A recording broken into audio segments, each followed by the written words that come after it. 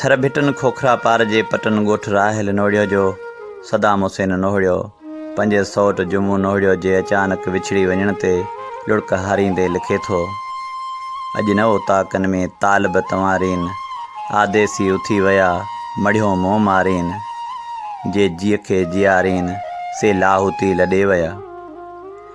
हा राजा भा मञूं था त ज़िंदगी ॾुखनि सुखनि जो सफ़र हूंदी आहे, पर ज़िंदगीअ में के अहिड़ा घाव मिलंदा आहिनि जेके ज़िंदगी में कॾहिं बि नाहिनि भरिजी सघंदा। चाचे सालार खे रब पाक तरफ़ां ॿिनि पुटनि जो औलाद हुयो, वॾो पुटु अब्दुल हकीम ऐं नंढो पुटु जुमू।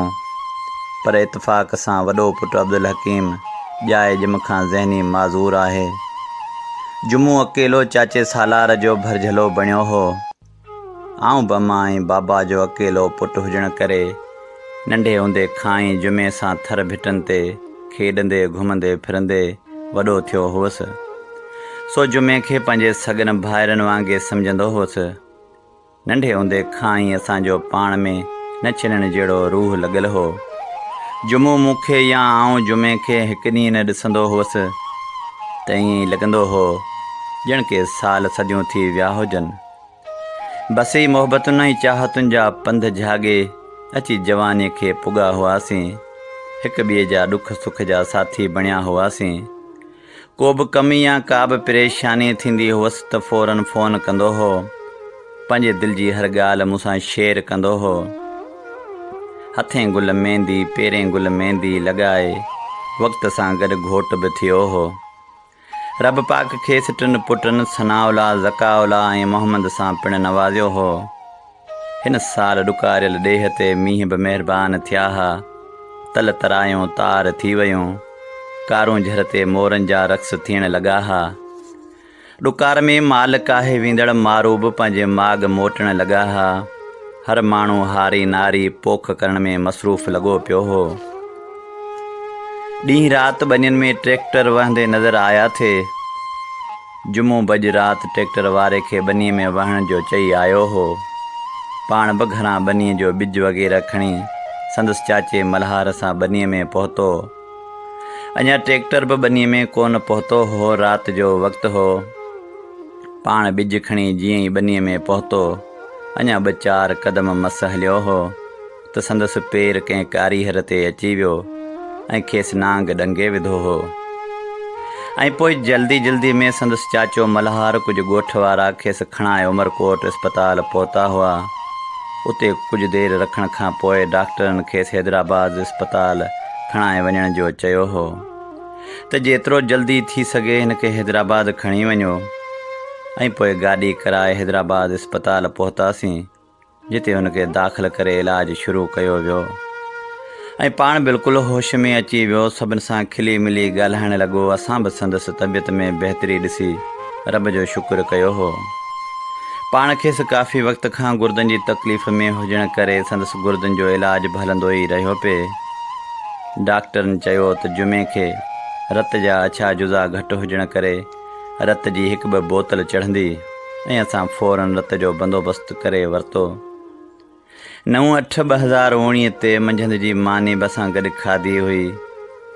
पर अलाए छो जुमे मुंहिंजी अखियुनि में अखियूं मिलाए हिकु अहिड़ो जुमिलो चयो हो जेको अॼु बि दिलि खे झीर विझे थो। हा, इहो जुमिलो चयो हो त पाण चयाईं, यार सदाम, अगरि मां मरी वियसि त पीरसन बाबा ऐं मुंहिंजे ॿचड़नि जो अलाए छा थींदो। मूं खेसि हथ त ॾींदे चयो, चरिया तूं बिल्कुलु ठीकु आहीं, तूं अहिड़ियूं चरियनि वारियूं ॻाल्हियूं छो थो करीं। ऐं पाण ख़ामोशीअ सां नेण झुकाए छॾियाईं। उन ई ॾींहुं जीअं ई खेसि रत जी बोतल चाढ़ी वई त अधु मुने कलाक में खेसि रत जो रिएक्शन थियण करे संदसि हालति तमामु ख़राबु थी वई। संदसि पेट हिकदमि फूकिजी वियो। संदसि मथो मूं पंहिंजे हंज में रखी छॾियो हो। डॉक्टरनि जी काफ़ी कोशिश सां बि को फ़र्क़ु कोन आयो ऐं पाण चंद मिंटनि में असां खां हमेशह लाइ मोकिलाए वियो। अखियुनि मां नीर वहण लॻा हा। हैदराबाद जूं हवाऊं वीरानी जो ॾेख ॾियण लॻियूं हुयूं। ऐं पोइ एम्बुलेंस कराए संदसि अबाणे ॻोठ न्यू छोर पहुता हुआसीं। जुमे जे मौत जी ख़बर सॼे ॻोठ में बाहि जीअं पखिड़िजी चुकी हुई। जीअं ई ॻोठ पहुतासीं त एम्बुलेंस खे सॼो ॻोठ चंबड़ी वियो हो।